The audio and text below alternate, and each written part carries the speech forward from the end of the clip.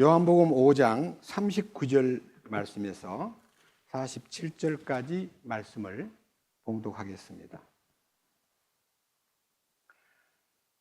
성경 기록들을 탐구하라.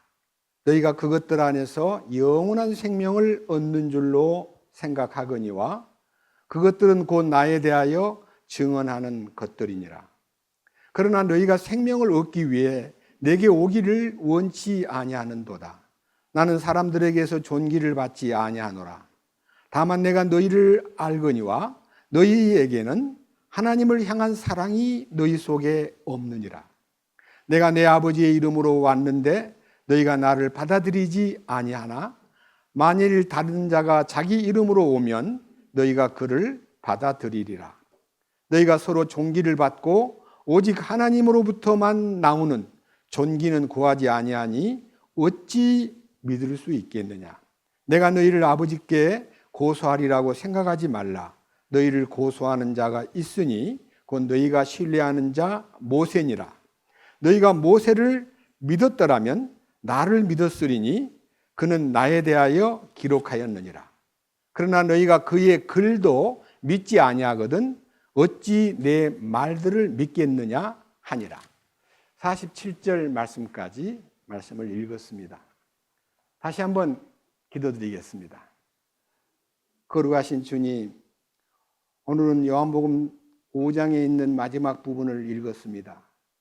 우리에게 이 말씀 속에 담긴 하늘에 속한 신비와 주님이 우리를 향하여 베풀고자 하시는 거룩한 뜻을 저희들에게 열어주시옵소서. 인간의 지혜로 성경을 풀 것이 아니라 하나님이 성령의 감동을 통해서 기록한 이 말씀을 성령의 감동을 통해서 먼저 제가 말씀 안에 있는 신비를 발견하고 이 축복을 누린 결과를 성도들에게 전람시키고 그리고 사랑하는 형제 자매들이 이 말씀을 보는 순간에 주님으로부터 나타내신 그 거룩한 뜻에 대하여 매혹되고 함께 이 말씀에 붙들림 받고 이 말씀을 누리는 놀라운 축복을 공유할 수 있도록 돌봐 주시옵소서. 저는 다만 마이크로 사용되기 원하고 주님의 그 신성한 뜻이 이 말씀 속에 놀라운 축복을 우리가 다 접할 수 있도록 이끄시옵소서. 우리 주 예수 그리스도의 이름으로 기도드렸습니다. 아멘. 제가 지금 이 요한복음 5장을 놓고 이 부분을 지금 세 번째 본문을 읽고 있는데 넘어가지질 않는 거예요. 그 중에서 여기 39절 성경 기록들을 탐구하라. 너희가 그것들 안에서 성경 기록들 안에서 영원한 생명을 얻는 줄로 생각하거니와 성경 기록들은 곧 나에 대하여 증언하는 것들이니라. 성경 기록은 나를 증거하고 있다. 여기에서 제가 굉장히 마음속에서 이 말씀을 대하는 심정이 이 말씀 속에 그리스도의 그 신비가 다 담겨 있구나 하고 이제 생각했는데요. 끝부분에 가서 45절입니다. 내가 너희를 아버지께 고소하리라고 생각하지 말라. 너희를 고소하는 자가 있으니 곧 너희가 신뢰하는 자 모세니라. 너희가 모세를 믿었더라면 나를 믿었으리니 그는 나에 대하여 기록하였느니라. 이 마지막 부분, 그는 나에 대하여 기록하였느니라. 성경을 이렇게 놓고 기도하다가 도저히 6장으로 넘어갈 수가 없어가지고 이걸 놓고 또 일주일 동안 기도하는 동안에 이 모세가 기록한 모세 5경, 창세기, 출애굽기, 레위기, 민수기, 신명기 이 모세 5경을 유대인들은 히브리 말로 토라라고 해요. 토라. 그 말은 율법이라고도 하고 하나님이 주신 모세 5경을 토라라 그러는데 이 토라가 기록된 것이 성경에 BC 1450년경 모세를 통해서 창조주 하나님이 어떤 분이었던가를 모세가 스케치해서 그냥 쓴 게 아니고 성령께서 태초에 하나님이 천지를 창조하시니라는 말씀부터 시작해가지고 창조의 과정과 창조의 그 신비와 그 창조해 놓은 것을 던져놓지 않고 그것을 운영하고 오늘 이 시간까지 모든 우주 만물이 존재하도록 하나님께서 지켜보고 관리하고 계신다는 것을 창세기에서 보여주고 있습니다. 그런데 이 창세기는 창조주 하나님이 어떤 방법으로 인간을 취급하시는가, 인간을 얼마만큼 사랑하고 계시는가에 대한 창세기 1장부터 11장까지는 인류사지만은 창세기 12장부터 창세기 50장까지는 아브라함을 불러가지고 그 아브라함을 통해서 이 땅에 복의 근원이신 예수 그리스도를 설계하시고 그 예수 그리스도를 통해서 복을 받든지 저주를 받든지 갈라지는 운명의 좌표, 그분을 어떻게 대하느냐가 복을 받는 길이고, 그분을 무시하고 업신여기고 그분에 대해서 관심을 갖지 않으면 눈에 보이는 저주가 금방 오는 건 아닙니다. 보이는 세상에서 잠깐 동안 기회를 주고 보이지 않는 세상에서 영원한 영존하는 불에 들어가서 멸망을 받는, 그것으로 이제 끝나는 게 아니라 영원 무궁토록 고통을 받는다는 이 사실을 생각할 때에 우리는 그냥 안 믿으면 지옥 가 이렇게 말함으로 이 얘기가 전달되는 게 아니라 그의 운명이 너무 비참하기 때문에 우리는 그를 위해서 막 기도하지 않을 수가 없고 그를 도와주고 싶은 마음으로 불타고 그를 주께로 인도하기 위해서 우리는 우리의 모든 것을 쏟아 부어야 할 책임이 있다는 걸 느낍니다. 그러니까 창세기는 창조주 하나님과 인간관계를 얘기했고, 출애굽기는 이스라엘 민족을 430년 동안 저 이집트에서 노예 생활하다가 그들을 끌어내주는 하나님이 모세라는 사람을 통해서 두 가지를 보여주었습니다. 하나는 모세가 사명을 느끼고 나이 40살 때 내가 내 민족을 구해야지 하고 접근해서 시도한 것이 사람 하나 딱 죽이고 그 다음 도망가는 운명이 되어버렸어요. 자기가 사명감을 느끼고 민족을 구원하기 위해서 나가서 어떤 환경을 하나 딱 보여주면 모든 노예 생활하던 자기 동족들이 따라올 줄 알았는데 오히려 배척을 당하고 모세는 미디안 광야에 가서 양머리로 40년 동안 훈련을 받고 자기 자신이 완전히 포기되어 있을 때에 주님이 나타나서 나이 80대였을 때 모세야 네 민족을 구하러 가거라. 아이고 하나님, 저는 아닙니다. 저는 입이 뻣뻣합니다. 보낼 만한 사람을 보내세요. 저는 아닙니다. 10번이나 모세가 거절을 하는 걸 보면요, 거절하는 그 자체가요 체면이 아니고요 자기가 아무것도 아니라는 것을 발견했기 때문에 하나님 앞에 나는 아닙니다. 나는 절대로 아닙니다. 나는 아닙니다. 이런 사람이 주님 이름이 이다이신 분이기 때문에 주님이 자기를 나타내고자 하는 사람은 비어있는 사람이지 뭐가 들어있는 사람이 아니라는 거예요. 저는 제가 개인적으로 어릴 때부터 이 복음을 전할 때 23살 때 구원받고 25살 때부터 전도하는 사람으로 이제 몸을 던졌는데 제가 꽤 괜찮은 사람인 줄 알았어요. 공부도 열심히 했고 고생도 좀 했고 남도 이해하는 이해심도 있고 그리고 인내심도 좀 있고 그리고 포기할 줄도 알고 꽤 쓸만한 사람이라고 생각하고 30년 동안 막 앞만 보고 달렸는데 나중에 보니까 모세가 나이 40살 때 자기 동족을 구하기 위해서 투자해서 사람들을 에집트 사람 하나 죽이고 모래밭에다가 묻어놓고 그 다음날 동족들을 향해서 아니 왜 동족들끼리 싸우시오? 당신들은 왜 싸워야 됩니까? 우리는 분명히 무슨 일을 해야 됩니다.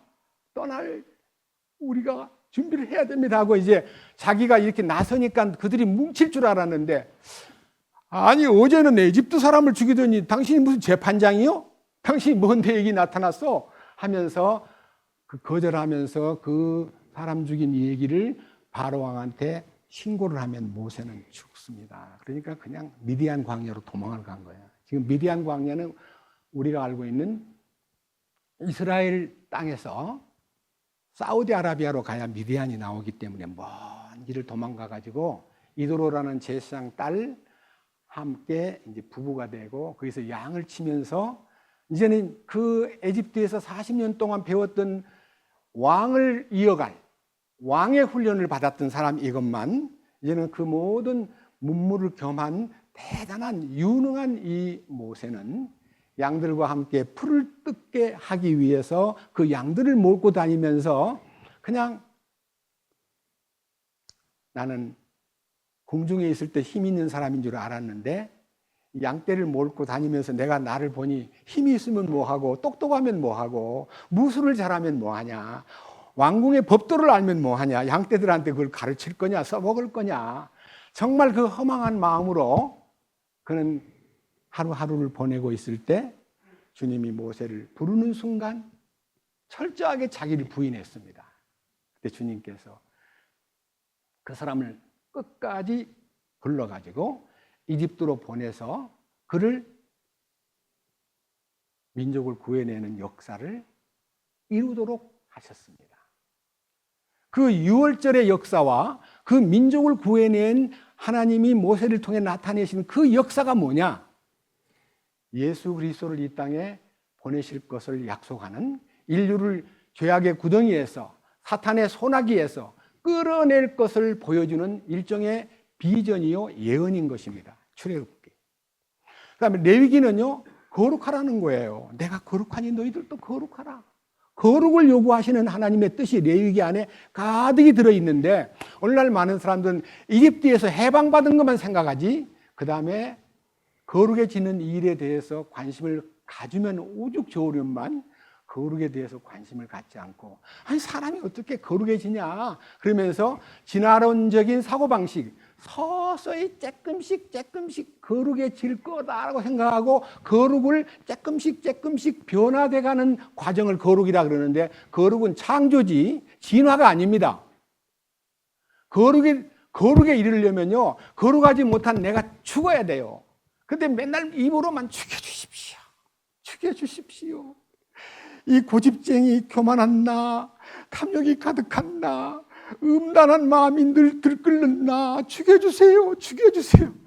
얼마나 그 죽여달라고 기도를 저도 많이 했는데, 주님께서 하는 말이, 너 맨날 죽여달라 그러니 너 이미 죽어 있어. 이 죽어 있어가 발견된 사람이 거룩에 눈을 뜨는 거예요. 여러분, 죄도 마찬가지입니다. 죄 용서해 주세요. 내가 이런 죄를 지었습니다. 저런 죄를 지었습니다. 용서해 주시옵소서 막 기도하다가 어느 날 딱 눈을 떠보니까, 야, 내가 다 용서해 놨거든? 영원한 속죄를 십자가에서 다 이루어 놨어. 다 해놨군요. 다 해놓은 것을 눈을 뜰 때 죄사함이 발견되고, 거룩에 이르는 길도 내가 죽었다는 것이 발견돼야 거룩이 보이는 거예요. 근데 거룩을 보는 눈이 없어요. 왜? 살아있기 때문에. 그 다음에 민수기로 들어가면 그게 하나님에게서 쓰임을 받는 숫자, 민수, 백성 민자에다가 수를 헤아린다 해서 전쟁에 나갈 만한 20세 이상의 장정을 헤아려라. 30세 이상의 레위 지파 사람들을 헤아려서 성막에 봉사하게 하라. 그 반열은 24반열이니라 하고, 반열을 정해가지고 당번을 정해가지고 24바퀴를 돌면 다시 한 바퀴 돌아서 성소에 들어가서 하나님께 헌신하는 레위 지파의 일들이 민수기에 나와 있습니다. 그리고 마지막 이제 신명기는 이 출애굽기부터 레위기, 민수기, 이 첫째 구원받은 것과 두 번째 거룩해지는 것과 세 번째 하나님이 인정하는 수에 들어가는 건데, 이 수에 들어가는 것이 하나님이 정하신 경륜인데, 이들이 1세대 애굽에서 나온 사람들은 광야에서 배웠는데요, 광야에서 난 아이들이 애굽의 경험이 없기 때문에 그들을 다시 한번 재훈련시키는 의미에서 두 번째 율법 강해, 두 번째 토라 교육이 신명기예요. 아까 우리 기도하신 형제님이 두 번째라는 말을 했는데요, 우리가 주님 은혜를 첫 번째 받는 것도 중요하지만 두 번째 은혜를 받으면 신명기에 기록되어 있는 놀라운 신비가 발견되는 것입니다. 그런데 이 모세오경의 창세기, 하나님의 창조주 하나님, 인간을 향한 하나님의 계획, 그 다음에 구원의 에집트, 세상에서 우리를 구원해내는 메시아, 그 다음에 하나님 앞에 거룩해지는 길, 그 다음에 하나님의 수에 하나님을 만족시키는 수에 들어온다는 거예요. 수에 들어온다는 말은요, 이집트에서 나온 20세 이상의 장정이 60만 명이 넘었는데 여호수아 갈렙 두 사람만 가나안에 들어가고 나머지는 다 광야에서 쓰러졌습니다. 그 쓰러졌다는 말이 망했다든지 죽었다든지 멸망했다든지 그 뜻이 아니고요, 살았을 때 자기가 십자가에 죽었다는 것을 발견하고 주님 앞에 복종하는 사람이 많지 않고 요소와 갈렙 두 사람만 있었듯이 너무너무 숫자가 적다는 것을 상징하는 겁니다. 그리고 나머지 60만 3,550명 중에서 2명 빼놓고는 전부 뭐예요? 살아있기 때문에 가나안은 뭐예요? 살았다는 말이 뭔 말이에요? 옛사람, 애굽의 근성, 못된 성질, 불만, 음욕, 탐심, 우상숭배, 고린도서 10장에 나타나 있는 모든 것이 펄펄 살아있기 때문에 그걸 죽인 거예요. 그래서 그 다음에 죽인 것 다음에 뭐가 나타나요? 요단강이 딱 나타나요. 우리는 찬송가에서 사람이 장례식을 치를 때 요단강 건너가 만나리 며칠 후 요단강 건너가 만나리. 요단강은 죽음을 상징하는 거예요. 근데 육체의 죽음이 요단강이 아니고 성령으로 말미암아 하나님의 능력이 나타나서 자아가 처리되고 주님만이 법궤를 맨 제사장들이 강을 발로 딱 밟는 순간에 강이 딱 갈라졌듯이 사망의 바다가 갈라지는 것은요, 지성소에 법궤를 담은 제사장들이 발을 디딜 때 그 강물이 쫙 갈라지면서 건너가듯이 우리는 우리 주님이 사망의 바다의 인생들이요, 죽음을 끝내고 주님 안에 딱 말씀 안에 들어가면 우리가 그 지성소에 주님 그리스도 안에 있는 지성소의 신비로 요단강을 건너서 가나안 땅을 차지하는 겁니다. 그 가나안 땅이 상속 유업을 받는 것입니다. 근데 제가 지금 이 요한복음 5장 특별히 46절에 너희가 모세를 믿었더라면 나를 믿었으리니 그는 나에 대하여 기록하였느니라. 이 나에 대하여 기록한 내용들을요, 여러분 좀 더 색다른, 그러니까 창세기에서 출애굽기에서 레위기에서 민수기에서 그 다음에 신명기에서 주님이 나에 대해서 기록했다는 이 기록이 무엇을 의미하는가를 여러분 앞에 이제 펼쳐서 소개해 드리겠습니다. 먼저 요한복음 1장 45절을 보겠습니다. 앞으로 가서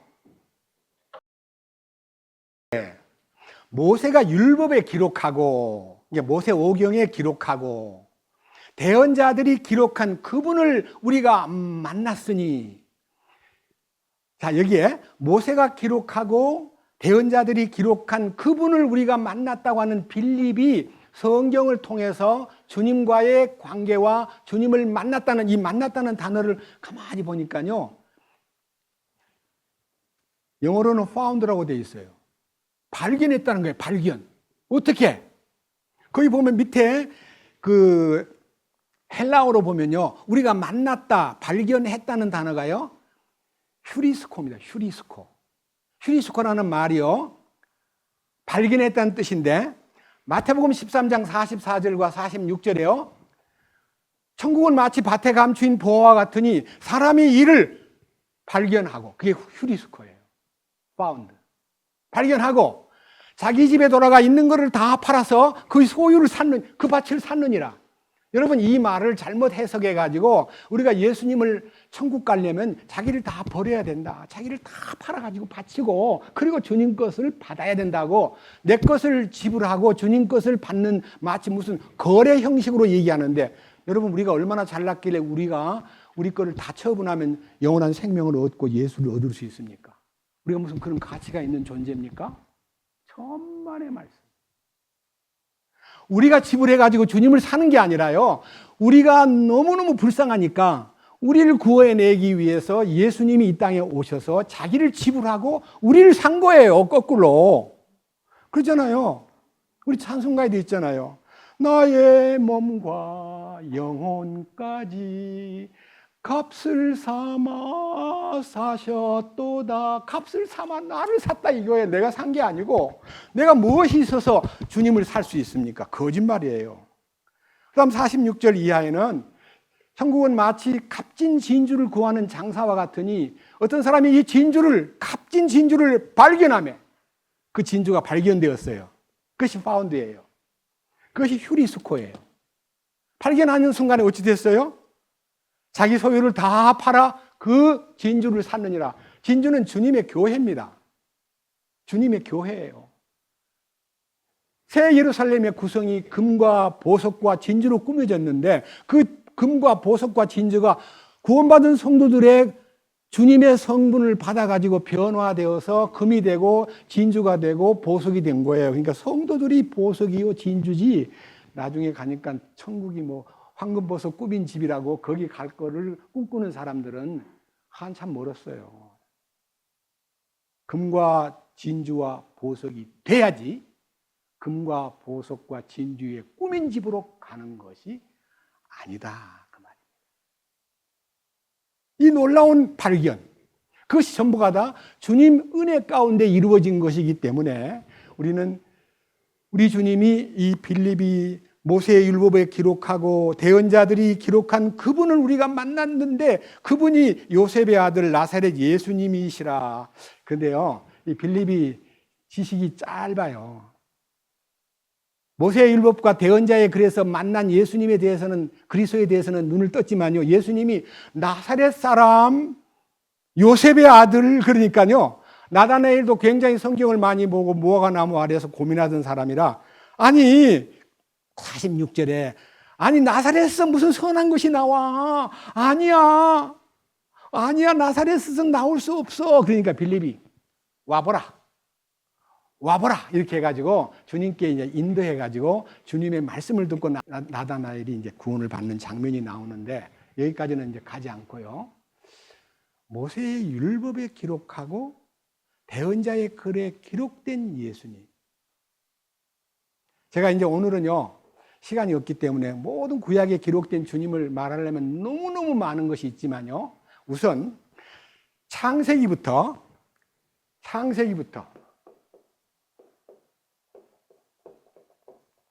이 5권 모세 5경에 창세기 이것만 적겠습니다. 출애굽기, 레위기, 민수기, 신명기, 여기에 기록된 예수님에 대한 얘기를 좀 색다른 메뉴를 선택해서 여러분 앞에 그 예수님이 바로 모세의 글에 기록된 나를 발견하면 영원한 생명을 얻는다 하는 말씀하고, 모세의 글에 기록된 그것을 니들이 알면 나를 믿게 될 거다. 그런데 너희가 모세의 글도 믿지 않는데 어떻게 나를 믿겠느냐, 이렇게 말씀하셨기 때문에 이 믿음의 근본이 말씀에 있습니다. 먼저 창세기 49장으로 한번 가보겠습니다. 창세기 49장, 너무 놀라운 얘기가 있습니다. 8절입니다. 유다야, 너는 내 형제들이 찬양할 자니라. 네 손이 내 원수들의 목을 잡을 것이요 네 아버지의 자식들이 내 앞에서 절하리로다. 어떤 위치에 서길래 유다야, 너의 형제들이 너를 찬양하고 내 원수의 목을 잡을 것이고 내 아비의 자식들이 내 앞에 경배하리로다. 이유는 뭐냐? 9절. 유다는 사자 새끼로다. 내 아들아, 네가 탈취한 것을 떠나서 위로 올라갔도다. 그가 엎드리고 웅크린 것이 사자 같고 늙은 사자 같으니 누가 그를 깨워 일어나리요. 여기에 8절에는 찬양받으실 예수. 2절, 사자이신 예수. 사자 새끼로다. 사자라는 단어가요, 요한계시록 4장 7절에 보면요, 네 생물이 나오는데 첫째는 사자 같고, 둘째는 송아지 같고, 셋째는 사람 같고, 넷째는 독수리 같은 영물이 나오더라 그랬는데, 요 네 개의 영물이요, 사자는 마태복음에 왕으로 오신 예수님을 가리키고, 송아지는 마가복음에 종으로 오신 예수님을 가리키고, 사람은 누가복음에 예수님이 인자됨을 가리키고 사람의 아들. 그 다음에 독수리는 요한복음에 하나님이신 예수. 예? 하나님이신 예수가 이 사복음 속에 사자. 예수님을 보고 어떻게 사자라 그래? 성경에 그런 게 있어? 있죠. 요한계시록 5장 보겠습니다. 5절부터입니다. 장로들 중에 한 사람이 내게 이르되 울지 말라. 보라, 유다 지파의 사자, 유다 지파의 사자. 거기에 사자라는 단어가 이렇게 기록되어 있습니다. 이 사자는요, 라이온을 가리켜요. 유다 지파의 라이온, 사자. 그 다음 뭐라 그랬어요? 다윗의 뿌리가 이기셨으므로 그 책을 펴며 그것에 7 봉인을 떼시리라 하더라. 내가 보니 보라, 왕좌의 4 짐승의 한가운데와 장로들의 한가운데에 전에 죽임을 당한 것 같은 어린 양께서 서 계시더라. 그 어린 양이 사자예요. 사자란 말은 왕이라는 뜻입니다. 왕이 오신다는 거예요. 유다 지파에서 왕통이 열린다는 거예요. 그래서 유다 지파에서 왕통으로 다윗이 열렸고 그 다윗의 후손으로 예수님이 오셨다는 것을 마태복음에서 아브라함과 다윗 자손 예수 그리스도의 세계라, 세계. 이 유다 지파를 통해서 찬양 받으실 유다 지파를 통해서 왕이신 주님이 탄생하고 그다음에 세 번째 창세기 49장 갑니다. 창세기 49장 10절.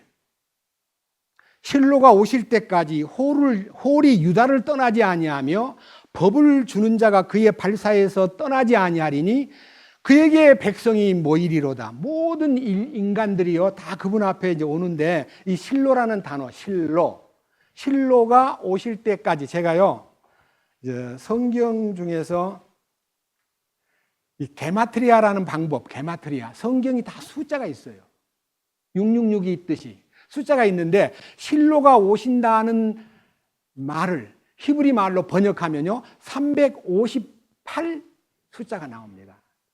그런데 이 게마트리아 숫자적 방법으로 해석하는 방법으로 실로 그 다음에 메시아 그리스도를 풀면 그리스도가 358 숫자가 나옵니다. 그래서 성경학자들은요 이 실로는 메시아다. 메시아가 오실 때까지 홀이 유다를 떠나지 아니하면 이 홀이라는 단어, 이 홀이라는 단어는요 한문으로는 이렇게 나와 있어요. 홀 무슨 말이냐면요 통치자의 지팡이 혹은 통치자의 봉. 통치자가 군대도 가보면 사단장이 뭐 스틱 하나 들고 다 폼재잖아요. 네? 통치자의 홀이라는 말은 통치자의 권위를 상징하고 통치자의 통치자임을 나타내는 일종의 스틱. 그게 홀이에요. 그러니까요, 다윗 이후부터요, 계속 왕통으로 이제 이어왔는데 요셉이라는 사람도 왕통에 속한 유다의 지파인데 몫으로 살다가 그 집안에서 예수님이 나타나셔가지고 유대인의 왕으로 오신 자라고 이게 설명해 줌으로 유대인들이 깜짝 놀래가지고 막 뭐야 저가 왕이라고? 아이 세상에 무슨 저게 목수 아들이 무슨 왕이야 하고 무신을 했지만 예수님이 십자가를 지시고 부활하신 다음에 사도행전 전면에 흐르는 1장부터 28장까지의 사도행전 속에는 너희가 죽인 예수께서 주와 그리스도가 되셨느니라. 예수는 주시라 하는 주라는 말은 왕이심을 알리는 것이기 때문에 예수 그리스도의 왕통이 열리면서 예수님에게 속한 그 몸된 교회, 여기 계신 여러분들과 저는요 베드로전서 2장 7절에서 9절까지 말씀 가운데 너희는 왕가의 제사장들이요 로열 패밀리예요 우리가. 그러니까요 로열 패밀리는 다 왕자니까 제가 왕자라고 좀 크다고 여러분들은 왕자 쫄병입니까? 다 왕자예요. 다 여러분이 왕자이기 때문에 제가 지금 설교하기 위해서 잠깐 높은 곳에 섰을 뿐이지 여러분과 저는 세임이에요. 똑같아요. 왜? 왕가의 제사장으로 부름을 받았기 때문입니다. 그거를 증거하기 위해서 요한계시록 다시 5장을 보겠습니다. 요한계시록 5장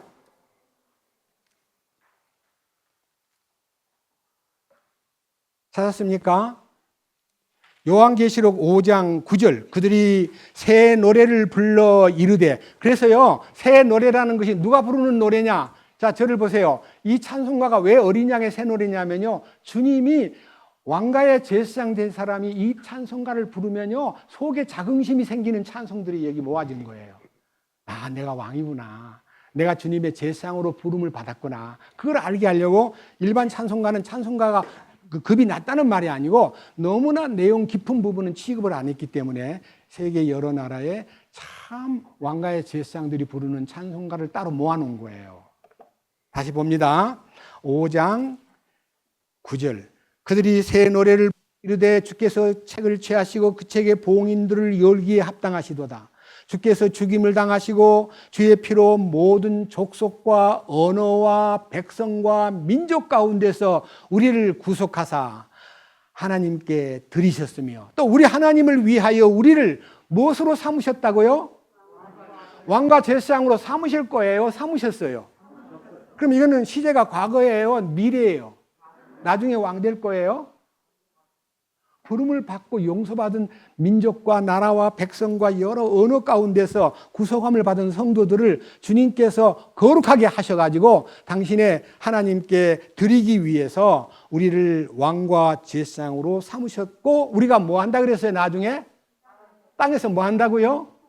통치권자가 되는 거예요. 이 홀이 우리에게까지 오는 거예요. 통치자의 홀이. 천연왕국에 가면 여러분들이요 통치자의 호를 들고요 백성들을 다스릴 것입니다. 생각만 해도요 가슴이 뿌듯하지 않아요? 이런 놀라운 축복이 창세기 49장에 나와 있어요. 너무 이것만 갖고 얘기하면 시간이 걸리니까요. 아하, 실로가 오신다면 그 메시아가 우리에게 통치자의 호를 허락하시는구나. 우리가 그것을 쥐기에 합당한 자가 되기 위해서 이 땅에서 철저하게 그 통치권자이신 주님의 권위 아래에서 훈련을 잘 받아야 돼요. 왜? 왜요? 송아지이기 때문에. 송아지 훈련을 잘 받아야 돼요? 안 받아야 돼요? 송아지 훈련을 어떻게 시키냐? 어미 소든 아빠 소든지요 밭을 갈 때요 송아지는 저 앉아가지고 풀 뜯어먹고 있지 않고요 아빠 뒤를 졸졸 따라다녀요. 예? 뭐예요 그게? 훈련을 받는 거예요. 맞아요 안 맞아요? 우리는 철저하게 종이 돼야 돼요. 종이라는 단어는 노예입니다. 노예. 주님의 노예는 행복한 노예예요. 놀라운 송아지 훈련을 받아야 돼요. 그래서 출애굽기 안에서 이제 이 훈련이 어떻게 나타나느냐에 대한 출애굽기 12장을 보겠습니다. 다 볼 수는 없고요. 11절부터 보겠습니다. 출애굽기 12장 11절. 너희가 그것을 이렇게 먹을지니 곧 허리에 띠를 띠고 발에 신을 신고 손에 지팡이를 잡고 급히 그것을 먹을지니라. 그것은 주의 유월절이니라. 내가 이 밤에 이집트 땅을 두루 지나가며 사람이나 짐승을 막론하고 이집트 땅에 처음 난 모든 것을 치고 또 이집트의 모든 신에게 심판을 집행하리라. 나는 주니라. 그 피가 너희의 거하는 집에 있어 너희를 위해 표가 될지니 피가 내가 피를 볼 때에 넘어가리라. 자, 그러니까요 유월절은 무슨 절기냐 하면요 이집트 땅에서 지긋지긋한 노예 생활을 청산하고 이제 떠나기 전날 밤에 어린 양을 잡아가지고 그 어린 양의 피를요 문설주와 인방에다 바르고요 그 다음에 떠날 준비를 하기 때문에 여기 복장이요 허리에 띠를 띠고 발에는 신을 신고 손에는 지팡이를 잡고 그것도 먹을 때 적당히 쉬엄쉬엄 먹는 게 아니고 급히 먹으라. 그렇죠? 그 다음 15절. 너희는 이래 동안에 누룩 없는 빵을 먹을 것이요 첫째 날에 너희 집에서 누룩을 제거할지니 누구든지 첫째 날부터 일곱째 날까지 누룩 있는 빵을 먹으면 그 혼 이스라엘에서 끊어지리라. 자, 누룩을 넣지 않은 무교, 누룩이 없는 빵을 먹어라. 우리말로는 떡을 먹어라. 자, 이 출애굽기 12장에 나오는 두 개의 명절은요 십자가의 신비입니다. 하나는 유월절 어린 양의 피고요 하나는 누룩을 제거하는 거예요. 누룩. 여러분 이 누룩을 제거하는 것이요 거룩의 준비예요. 이래 동안이라는 말은요 주님 오시는 날까지를 얘기하는 거예요. 일주일이 아니고.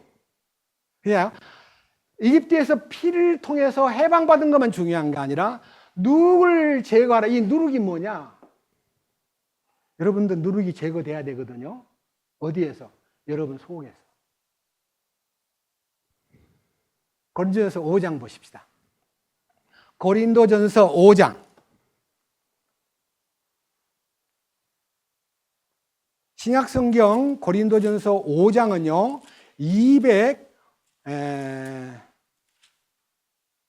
251페이지군요. 251페이지 고린도전서 5장 7절. 그러므로 너희는 누룩 없는 자들인즉 새 덩어리가 되기 위하여 어떻게 하라고요? 묵은 누룩을 제거하라. 묵은 누룩을 제거하라. 그 다음 우리의 유월절 어린 양 곧 그리스도께서 우리를 위하여 희생물이 되셨느니라. 그러므로 우리가 명절을 지키되 묵은 누룩도 없애버리고 악의와 사악함의 누룩도 없애버리고 오직 순수함에 진실함에 누룩 없는 빵으로 하자. 누룩 없는 빵이 뭡니까? 죄를 제거하는 거예요. 죄를. 지은 죄를 제거하는 것은 피로서 씻지만요, 속에 들어있는 내재된 죄, 아담 안에서 물려받은 본성, 이 누룩이 위선도 있고 교만도 있고 더러운 것도 있고 사악도 있고 온갖 것 다 있는데 그걸 제거하라는 거예요. 그래서요, 이보세요, 주님의 죽으심 속에는요 속죄의 은혜가 있는가 하면 누룩을 제거하는 죄성이 끝나는 거예요. 그래서 거룩게 되는 거예요. 거룩. 묵은 누룩은 아담으로부터 물려받은 옛날 누룩이고요. 지금 우리 삶 속에 있는 사악하고 악독한 누룩은 우리 속에 나타나고 있는 현재적 누룩이에요. 그걸 다 없애래요. 만약 안 없애면은 어떻게 된다고요? 끊어진다는 말은요, 지옥 간다 그 말이 아니고 상속에서 제외된다 그런 뜻이에요. 이해하시겠습니까? 놀라운 얘기예요. 자, 보세요.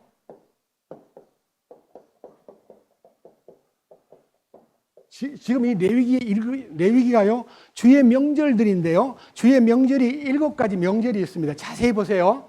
유월절, 자, 무교절, 초곡절, 초실절이라고도 합니다. 오순절, 나팔절, 속죄일, 마지막 초막절 혹은 장막절. 이 7개의 명절은요, 그리스도를 통해서 나타나는 하나님의 명절, 하나님의 계획이 들어있는 거예요. 유월절은 아까 고린도전서 5장 7절에 우리의 유월절 양 그리스도께서 희생이 되셨느니라. 십자가의 그리스도를 얘기하는 거예요. 십자가의 피 흘리신 그리스도. 피 흘리신 그리스도. 그 다음에요, 무교절은요, 누룩을 제거하는 놀라운 무교절. 그 무교절이란 말은요, 죄에서 벗어나 완전히 거룩함을 나타내는 누룩 없는 빵을 먹는 절기. 누룩 없는 빵이 뭐예요? 네 안에 있는 죄성을 제거하고 주님 순수한 생명의 떡, 순수한 주님을 먹으라는 거예요. 주님을 먹는 생활. 그 다음에 초곡절은요, 첫 열매를 거두는 놀라운 절기. 이게 부활이에요. 그리스도의 부활. 그 다음에 오순절은요, 초곡절 거둔 날로부터 50일째 되는 날, 50일. 오순, 열순자에 5오의 열순. 이게요, 펜테코스트라 그래가지고요, 오순절날 성령이 오셨어요. 성령 강림. 그 다음에 이제 여기까지는요, 이미 이루어진 과거에 이미 다 주님 안에서 이루어진 거기 때문에 우리가 다 거기서 체험을 했는데, 나머지 3개의 명절은 기다립니다. 기다림. 뭘 기다리냐? 나팔 불 때 나의 이름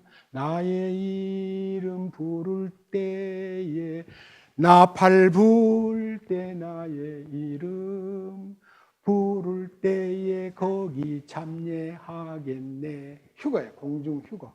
환난 전에.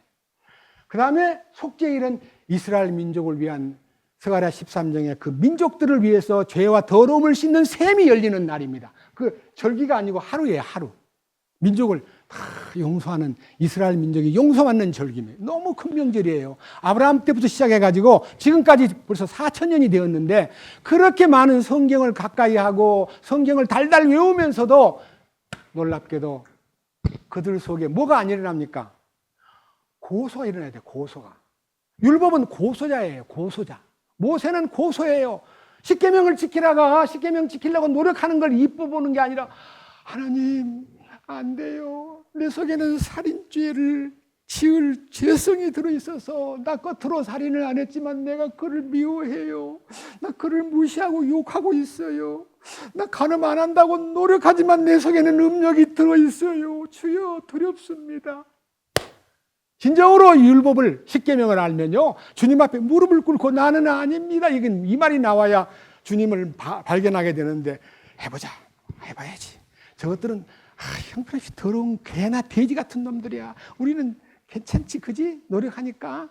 이 노력으로, 행위로 자기를 깨끗게 하려는 유대 민족의, 아브라함 이후 지금까지 유대 민족의 교만함이, 월등함이 이방인을 개처럼 취급하고 이방인을 심지어는 돼지처럼 취급하는 민족적 교만이 아직도 남아있기 때문에 그 교만을 꺾는 마지막 회초리가 7년 대환란 속에 중심에 유대인이 있는 거예요. 중심에. 그거 아셔야 돼요. 그런데 어떤 일이 벌어지는가 보겠습니다. 자, 요한복음 5장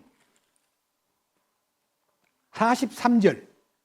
내가 내 아버지의 이름으로 왔는데 너희가 나를 받아들이지 아니하나 만일 다른 자가 자기 이름으로 오면 너희가 그를 받아들이리라. 깜짝 놀랄 일이에요.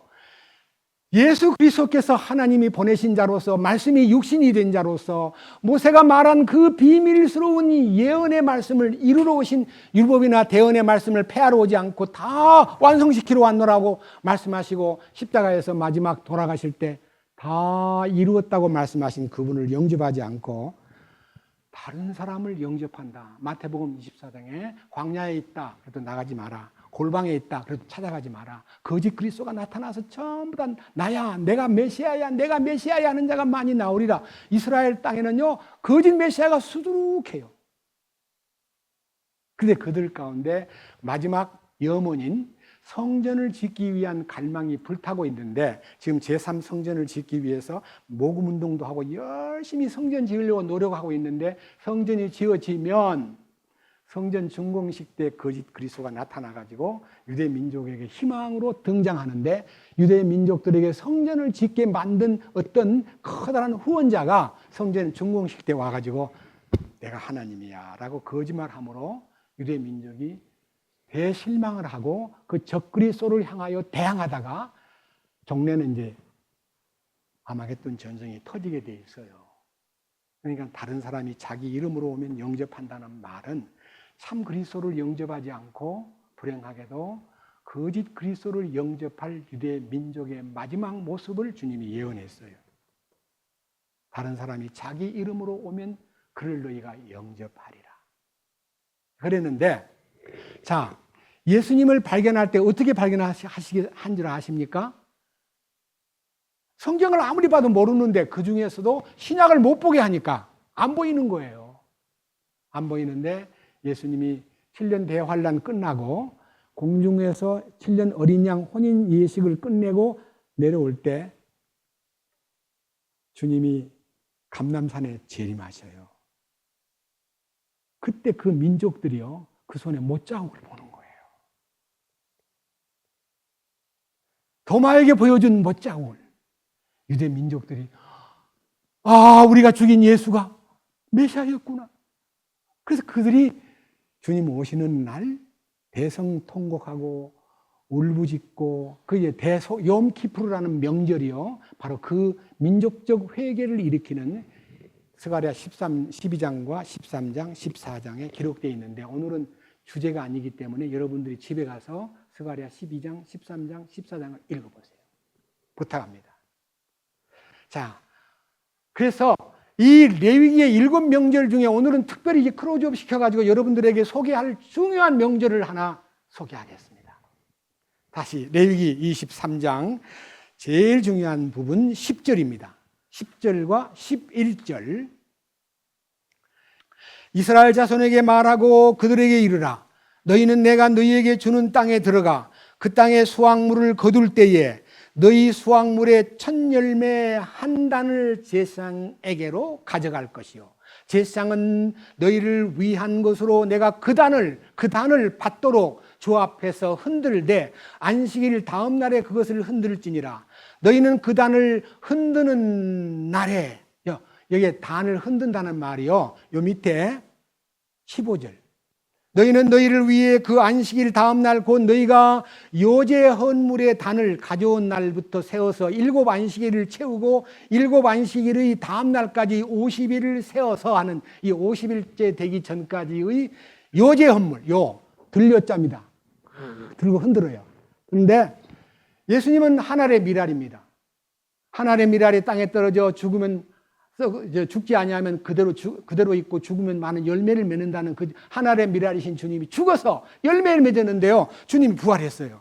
그러면 주님이 부활하면 주님이 죽었다 살아났으니까 밀알 하나가 올라와가지고 밀 하나가 들어있는 밀 수확을 해가지고 이렇게 흔들어야 되는데요, 단을 들고 와가지고요, 큰 단. 원문에 보면 단이라는 단어는 오멜이라 되어 있어요. 오멜. 히브리 말로 오멜. 오멜이란 말의 원뜻은요, 뭐라고 되어 있냐면요, 보리 한 묶음이라는 뜻이에요. 한 묶음. 오멜이라는 단어는 한 묶음. 그 묶음 안에 누가 있느냐? 여러분과 제가 있는 거예요. 주님 혼자 부활한 것 같은데 우리를 포함해서 단에 묶어서, 하나님, 저들은 나의 부활을 따르는 예수 부활, 내 부활, 부활의 첫 열매에 소속된 사람들입니다. 받아옵소서. 그 요제 헌물로요, 단을 들고 막 흔들어가지고, 흔든다는 말이 뭔 말이야? 생동하고 있다. 살아서 움직인다. 하나님 앞에 살아있는 무리들이라는 것을 설명하기 위해서 요제, 거제는 그 들것자로 드는 걸 말하고, 요제는 흔들려자, 흔드는 걸 말하는데, 흔든다는 말은요, 하나님 말씀은 살았고 운동력이 있어 좌우의 날선 어떤 검보다도 예리하여 혼과 영과 및 관절과 골수를 찔러 쪼개기까지 하며 또 그분의 눈앞에 벌거벗은 채 다 드러나고 만다. 우리는요, 우리의 존재가 다 드러나고 주님의 존귀함 앞에 자아가 다 제거되는, 자아가 아무것도 아니라는 것을 알게 되는 이 놀라운 발견이 진정한 첫 열매에 속한 자입니다. 고린도서 15장 보겠습니다. 20절. 그러나 이제 그리스도께서 죽은 자들로부터 일어나사 잠든 자들의 첫 열매가 되셨도다. 잠든 자들의 첫 열매, 초실절의 첫 열매는 주님이기는 하나, 사망이 사람을 통해 임한 것 같이 죽은 자들의 부활도 사람을 통해 임하였나니 아담 안에서 모든 사람이 죽는 것 같이 그리스도 안에서 모든 사람이 살게 되리라. 아담 안에서, 아담이 선악과를 따먹을 때 우리는 어디 있었습니까? 아담 안에 있었습니다. 그러니까 우리는 사망을, 아담과 함께 물려받은 사망 속에서 살다가 우리 주님이 마지막 아담으로 오셔서 아담의 운명을 걸머쥐고 다 끝낸 다음에 우리 부활하실 그때 우리는 부활하신 주님 혼자 부활했습니까? 우리를 데리고 부활했습니까?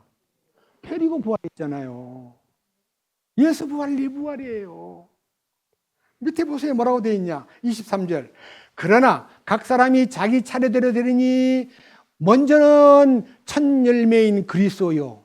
그 다음에는 그리스도께서 오실 때에 누구라고요? 그분에게 속한 자, 그 부활에 속한 자, 그 부활에 연합한 자, 그가 호련히 변화돼가지고 영광스러운 어린 양 혼인잔치로 들어가는 것입니다. 그래서 우리가요, 신앙생활에서 가장 중요한 것은요, 6월절에 어린 양으로 죽으신 것도 물론 중요하지만요, 우리가 주님의 놀라우신 축복으로 첫 열매이신 그리스도에게 포함돼가지고 연합된 이 축복이 내 안에 이루어져야, 그래서 우리 교회 이름을 부활생명교회라고 지었잖아요. 자, 그런데 여기에서 우리는 끝나면 안 됩니다. 이 일이요, 이루어지기 위한 민수기서 숫자만 헤아린 게 아니라 민수기서에 나타난 놀라운 얘기를 여러분 앞에 제시하겠습니다. 민수기 21장. 민수기 21장입니다. 1절부터 3절까지는요, 이스라엘 사람들이 이제 가나안 족속을 멸하고 그 다음에 이제 호르산에 이르렀는데, 자 4절에 보면 이제 그들이 호르산에서 이동하여 4절 이제 어디로 가냐면 홍해길 남방 땅으로 돌아가려 하였으므로 그들이 길로 인해 백성의 혼이 심히 낙담하여, 백성들이요, 왜 물어보니까 가나안이 얼마 멀지 않아요. 그만 가면 되겠구만. 남쪽으로 내려가자는 거예요. 불기둥이 구름기둥이 인도하는 대로 따라가는데 남쪽으로 내려가니까 왜 내려가? 여기 뒤에 왜 우리가 그 가나안을 보면 바로 가면 되지? 왜 내려가? 왜 길을 돌아가? 그로 인해서 그들의 속에 들어있던 누룩이 막 나오는 거예요. 누룩이 뭐라고 나오냐요? 5절. 백성이 하나님과 모세를 대적하여 말하되 어찌하여 당신들이 우리를 이집트에서 데리고 나와 광야에서 죽게 하느냐? 거기는 빵도 없고 물도 없도다. 우리 혼이 푸석푸석한 빵을 싫어하노라 하며 주께서 불뱀들을 백성 가운데로 보내어 백성을 물게 하심으로 이스라엘의 많은 사람이 죽으니라. 불뱀이 나타나가지고 불평분자를 막 무니까요, 다 죽었어요. 제가 지도자로 모세 같으면요, 하나님 감사합니다. 쟤들이 한두 번도 아니고 자꾸만 불평을 많이 했는데 싹 거둬가시니 참 잘 됐군요 하고 나 같으면 좀 시원하게 느낄 텐데요. 모세는 그런 분이 아니에요. 보세요, 밑에 7절. 그러므로 백성이 모세에게 나와 이르되 우리가 주와 당신을 대적하여 말함으로 죄를 지었사오니 주께 기도하여 그분께서 이 뱀들을 우리에게서 제거하게 하소서 하며 모세가 백성을 위하여 기도하니 주께서 모세에게 이르시되 너를 위해 불뱀을 만들어 장대 위에 달라 물린 자마다 그것을 쳐다보면 살리라 하시니 모세가 놋뱀을 만들어 장대 위에 다니 뱀이 어떤 사람을 물었을 때 그가 그 놋뱀을 쳐다보면 뭐 하더라? 자, 물려가지고요. 자, 뱀이 뭐 날아가지고 머리를 무는 거 아니에요. 다리를 물어요. 그러면 이 다리에 문 독이요, 심장에 들어가면 죽어요. 그러니까 뭐부터 조치해야 되냐면요, 약이 오기 전에, 약을 처방하기 전에 묶어야 돼요. 피가 안 통하게. 그러고 있는데, 빨리 어떻게 안 돼? 그러고 있는데 바깥에서 나와서 장대 위에 달린 뱀을 보라, 놋뱀을 쳐다보라니까. 놋뱀을 쳐다보는 건 어떻게 돼? 이거 놓아보면 죽을 텐데. 아니 도대체 무슨 소리야? 약을 발라주든지 처방을 줘야지. 불평한 건 생각 안 하고요, 손을 못 넣는 거예요. 그 상처만 쳐다본 사람은 죽었고요, 손을 딱 떼고요, 엉금엉금 기어가가지고 장대 위에 달린 놋뱀을 쳐다본 즉 살아났습니다. 기적이죠? 요한복음 3장 봅니다. 모세가 광야에서 뱀을 든 것 같이 사람의 아들도 반드시 들려야 하리니 이것은 누구든지 그를 믿는 자는 멸망하지 않고 영원한 생명을 얻게 하려 함이라. 여기는 이제 설명이고요, 본론이 3장 16절이에요. 최고로 성경 중에서 많은 사람들이 사랑하고 가장 위대한 것이요, 하나님이 세상을 이처럼이 뭐예요? 바로 불평분자들이 죽어가고 있을 때 장대에다가 놋뱀을 달아가지고 쳐다보면 산다고 하신 그 은총을 베푸신 그 사건처럼, 이처럼이라는 말은요, 속에 이루어져야 돼요. 이처럼 사랑하사 독생자를 주셨으니 이는 저를 믿는 자마다 멸망하지 않고 영존하는 생명을 얻게 하려 함이라. 십자가를 쳐다만 보면 치료가 돼버려요. 여러분 십자가 쳐다보라니까요, 저같이 과거에 몰라가지고, 이 십자가 여기 있잖아요. 요 보이죠? 저희 교회는요, 제가 다니는 교회는 유리로 형광등처럼 십자가를 다 캄캄한 밤에 목사님 뒤 배경에요, 십자가를 걸어놨기 때문에 새벽 기도 가가지고 혼자 아무도 없을 때가 12시쯤 가가지고 철야를 할 때요, 그 십자가 밑에 십자가 쳐다보면서 기도했어요. 십자가를 참 좋아했어요. 몇 년을 쳐다보고 기도해도 아무것도 안 나타나요, 그 십자가에서. 여러분, 십자가의 형상을 보라는 게 아닙니다. 십자가에 못 박힌 그리스도를 보는 거죠. 참으로 주님을 볼 때, 그 본다는 말은요, 마음의 눈으로 보는 거예요. 껍데기 요 눈으로 보는 게 아니라 그때 내 속에 있던 뱀의 독이 빠져나가요. 뱀의 독이 나를 죄짓게 만들잖아요. 뱀의 독이 나를 죽게 만들지 않아요. 뱀의 독이 빠져나가는 기적은요, 십자가를 통해서만 이루어지는 거예요. 그게 민수기에 있어서 클라이막스입니다. 그것이 거듭남의 비밀을 니고데모에게 가르쳐주기 위해서 모세가 광야에서 뱀을 든 것 같이 우리 주 인자도 들려야 하리니, 들려야 한다는 거예요. 들리는 것이 뭐예요? 놀라운 얘기예요. 요한복음 12장 보세요. 뭐가 들리는지. 31절과 32절, 33절을 보겠습니다. 들리는 것이 뭔가? 이제 이 세상에 대한 심판이 있으니 이제 이 세상의 통치자가 쫓겨나리라. 마귀가요, 우리를 지배하고 우리 안에 또아리 치고 있는데요. 주님이 32절에서 내가 땅에서 들리면, 들리는 게 뭐예요? 여러분, 유대인들은 이 말을 이해를 못해요. 들린다는 말은요. 들리는 게 뭐냐면 죽는 거예요. 밑에 보세요. 내가 땅에서 들리면 모든 사람을 내게로 이끌리라 하시니라. 그분께서 이것을 말씀하신 것은 자신이 어떤 죽음으로 죽을지 표적으로 보여주시니. 이 말이 무슨 말일까? 어떤 죽음이 뭐예요? 유대인의 사형 방법은요, 돌로 때려 죽여요. 잘못하면 돌로 쳐 죽여요. 그럼 들릴 일이 없어요. 그냥 땅바닥에 앉아가지고 돌을 던져서 그냥 죽여버려요. 근데 우리 주님은 로마의 사형 방법이 돌로 때려 죽이는 게 아니고 나무에 달아 죽이는 거예요. 그것도요, 예수님 당시 때 로마의 사형틀은요, T형입니다. T형. 예수님이 십자가에 이렇게 못 박혀가지고요, 이렇게 못 박혀가지고 딱 있는데, 여기다 죄패를 붙여야 돼. 저 가짜야. 여기 이렇게 나무를 올려가지고 여기다 죄패를요, 이는 유대인의 왕이라고 패를 달아 썼기 때문에 T자가 뭐가 됐어요? 십자가가 된 거예요. 주님만 그런 거예요. 주님이 그 땅에서 들린다는 말은요, 몸을 이렇게 눕혀가지고 십자가에 매달아가지고 싹 십자가를 세워요. 그러면 땅에서 들리잖아요. 그때 그 들리는 사건 때문에 모든 사람을 어떻게 한다고요? 성경에 되어 있잖아요. 모든 사람을 어떻게 해요? 충분히 인류를요, 구원시킬 역사가 십자가에서 이루어진 거예요. 그런데 모르고요, 지금도 사람들이 십자가가 나하고 무슨 상관이 있어? 십자가 니들이나 좋아해? 십자가를 무시하거나 십자가를 배척하거나 십자가를 조롱하거나 십자가를 등진 사람은 영원한 멸망을 받고, 십자가를 바라본 사람은 용서를 받을 뿐만 아니라 십자가의 능력이 나를, 자 32절, 나 곧 내가 땅에서 들리면 모든 사람을 내게로 이끌리라. 그분께서 이것을 말씀하사 자신이 어떤 죽음으로 죽을지 표적으로 보여주시니, 그분의 죽음의 장면은 표적이에요. 표적. 보통 사건이 아니에요. 하늘의 표적이에요.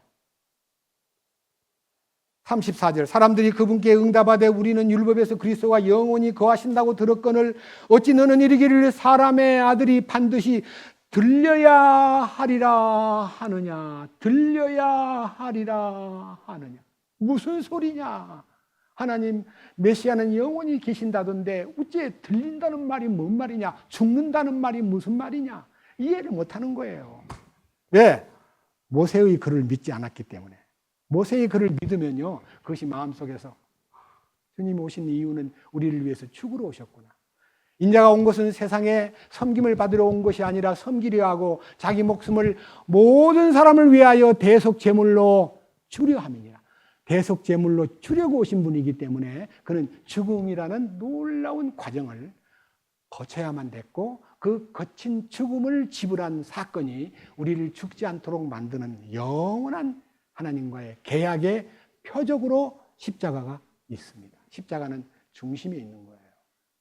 첫째는 죄를 깨끗게 해주고, 두 번째는 우리에 있는 죄성을 제거하고, 우리를 그 십자가에 연합할 때 속에 있던 죄성이 다 빠져나가고요, 주님으로 충만되는 이 축복이 민수기 21장의 노뱀의 비밀입니다. 신명기 하나 보겠습니다. 신명기 18장. 15절 주 내 하나님께서 네 한가운데서 곧 내 형제들 중에서 나와 같은 대언자 하나를 너를 위하여 일으키리니 너희는 그의 말에 귀를 기울이라. 그러니까요, 여기 제목에 나와 있는 대로 모세 같은 대언자를 하나 일으킨다고 말씀했고 18절에 내가 그들을 형제들 가운데서 너와 같은 대언자 하나를 그들을 위하여 일으키고 내 말을 그의 입에 두리니 내가 그에게 명령할 모든 것을 그가 그에게 말하리라. 여기에요, 예수님이라는 분은요, 하나님의 말씀을 다 몽땅 가지고 이 땅에 오신 구약의 많은 왕들이나 많은 대언자들이나 많은 제사장들의 기름 부은 자를 총괄해 가지고 그리스도로 오셨습니다. 그리스도는 대언자 중에 대언자요, 왕 중에 왕이요, 대제사장 중에 대제사장으로 오셨는데 모세는요, 이스라엘 민족을 죄악의 땅에서 끄집어내 가지고 40년 동안 광야 생활을 하다가 마지막 여호수아라는 후계자를 통해서 가나안 땅에 이제 상속 분배를 맡겼습니다. 어떤 분은 모세가 실패한 것 같아. 가나안은 못 갔잖아. 광야에서 죽었어. 그런데 어떤 주석가가 쓰기를 이렇게 썼더군요. 모세는 잘 죽었도다. 뭔 말이야? 모세가 요단강을 건너서 가나안으로 가는 것은 모세의 몫이 아니야. 예수님 몫이야. 비록 모세가 영도자로서 역할을 했지만 여호수아인 예수께서 그들을 인계를 해가지고 가나안 땅으로 들어간 것은 주님의 능력이 알파이신 주님이 오메가이신 주님으로 나타나야지, 모세는 그림자이긴 하나 나와 같은 대언자이기는 하나 모세가 나중에 나타나잖아요. 변화산상에 모세와 엘리야가 주님과 대화를 하면서 나타났고 계시록의 두 감람나무라는 존재로 모세와 엘리야가 또 나타나요. 하나님께서 대언자 중에 대언자, 그 다음에 리더 중에 리더, 그 다음에 또 이 강력한 하나님의 말씀을 나타내는 모세와 엘리야의 역할이 바로 주님이 마지막 나타낼 일이 있기 때문에 모세가 가나안에 못 간 게 아니라요, 잠정적으로 모세를 유보해서 모세의 시체를 찾을 수 없을 만큼 그 시체마저도 하나님이 존귀하게 여기는 놀라운 얘기가 성경에 있습니다. 신명기에. 자, 이제 마지막 얘기를 여러분 결론을 내리겠습니다. 사도행전 3장 19절입니다. 그런즉 너희는 회개하고 회심하라. 그리하면 새롭게 하는 때가 주 앞으로부터 이를 때에 너희 죄들이 말소될 것이요 또 그분께서 예수 그리스도 곧 너희에게 미리 선포된 분을 보내시리니 하나님께서 세상이 시작된 이래로 자신의 모든 거룩한 대언자들의 입을 통하여 말씀하신 때 곧 모든 것을 회복하시는 때까지 하늘이 반드시 그분을 받아들여야 하리라. 그 다음에 진실로 22절 진실로 모세가 조상들에게 이르되 주 너희 하나님께서 너희 형제들 중에서 나와 같은 대언자 하나를 너희를 위하여 일으키시리니 그가 너희에게 무엇을 말하든지 너희는 모든 일에서 그의 말을 들을지니라. 그 대언자의 말을 들으려 하지 아니하는 모든 혼은 백성 가운데서 멸망을 당하리라 하였고, 그 다음 이 말씀을 25절에 이어갑니다. 너희는 대언자들의 자손이요 또 하나님께서 우리 조상들과 맺으신 언약의 자손이라. 그분께서 아브라함에게 이르되 내 씨 안에서 땅의 모든 족속들이 복을 받으리라 하셨으므로 하나님께서 자신의 아들 예수님을 일으키시고 너희에게 복을 주시기 위해 그분을 먼저 너희에게 보내사 너희 각 사람이 자기의 불법에서 돌아서게 하셨느니라. 아브라함에게 복의 근원으로 예언된 분이고 모세를 통해서 나와 같은 대언자 하나를 너희 형제들 속에서 일으켜 세우리라는 그 예수께서 이 땅에 대언자로 오셔가지고 십자가에 돌아가심으로써 말씀하신 모든 것이 모세의 율법과 대언자들의 글과 시편에 나를 가리켜 기록된 모든 것이 이루어져야 하리라 한 말들이 이거야 라고 주님이 가르쳐 주셨습니다. 누가복음 24장 27절로 가겠습니다. 모세와 모든 대언자들의 글에서 시작하여 모든 성경 기록들에서 자기에 관한 것들을 그들에게 풀어 설명해 주시니라. 그들이 가고 있던 마을에 가까이 이르렀는데 그분께서 더 가려는 것 같이 하시거늘 그들이 그분께 강권하여 이르되 우리와 함께 머무소서 때가 저물어 가고 낮이 많이 지났나이다 하니 그분께서 그들과 함께 묵으러 들어가니라.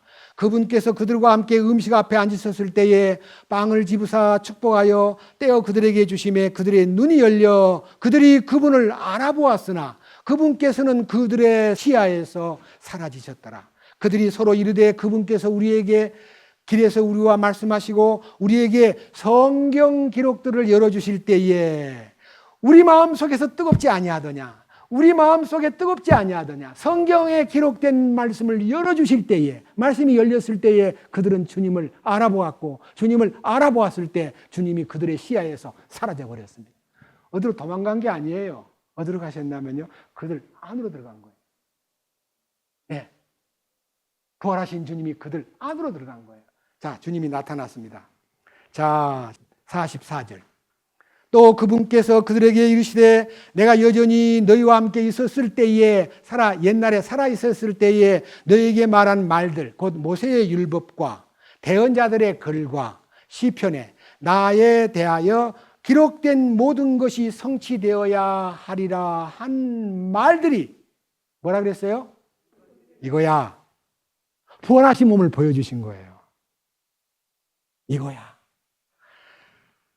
45절. 그때 그들의 지각을 이어사 그들이 성경 기록들을 깨닫게 하시며 또 그들에게 이르시되 이같이 기록되었은즉 이같이 그리스도가 고난을 받고 셋째 날 죽은 자들로부터 일어나는 것이 마땅하며 회개와 죄들의 사면이 그의 이름으로 예루살렘에서 시작하여 모든 민족들 가운데 선포되어야 하리니 너희는 이 일들의 증인이라. 예수 그리스도를 만난 제자들이요 그 부활을 보고는 그때부터 주님의 부활을 전하는데 2000년이 지난 지금까지도 그 부활의 실제가 오늘 우리에게 생생하게 전달되고 있다는 것은 모세의 글이 있고 대언자의 글이 있고 시편에 기록된 글이 살아서 우리 곁에 있기 때문에 이 말씀을 통해서 주님의 부활을 경험하게 되고 주님을 깨닫게 되고 주님 사랑하는 마음으로 마음이 뜨겁게 되고 우리는 전진할 수밖에 없는 거예요.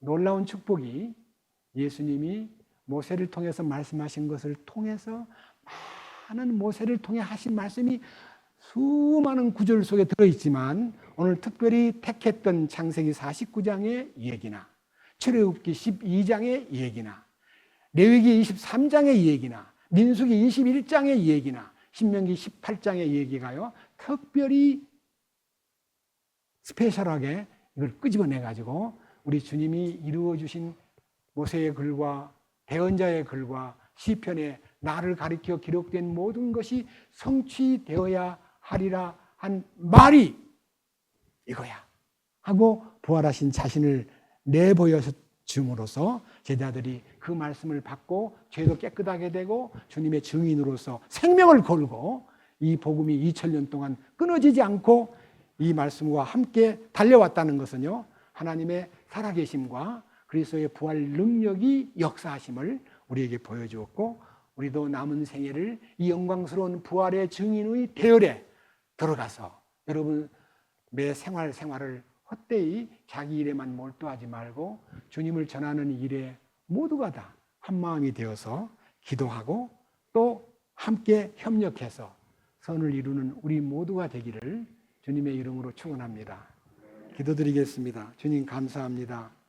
오늘 이 누가복음 24장에 있는 모세의 율법과 대언자들의 글과 시편의 나를 가리켜 기록된 모든 것이 이루어져야 된다는 이 놀라운 전제를 우리 주님께서 요한복음 5장에서 모세가 나에 대하여 기록했다는 그 기록된 창세기부터 신명기까지의 기록된 내용을 통해서 왕으로 오신 예수님, 우리를 구원하러 오신 하나님의 어린 양, 우리의 죄들을 완전히 제거하는 누룩없는 빵, 그리고 우리로 하여금 놀랍게도 바라보기만 하면 그것이 치유가 되는 노뱀의 비밀, 그리고 모세와 같은 대언자로 이 땅에 오셔서 우리 모든 인류를 죄악의 구렁텅이에서 끄집어내서 영광스러운 상속유업의 영원한 새 예루살렘으로 이끄실 주님의 이끄심과 손길을 함께 상고했습니다.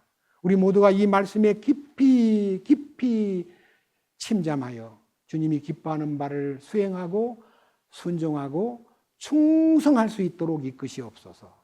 우리 주 예수 그리스도의 이름으로 기도드렸습니다.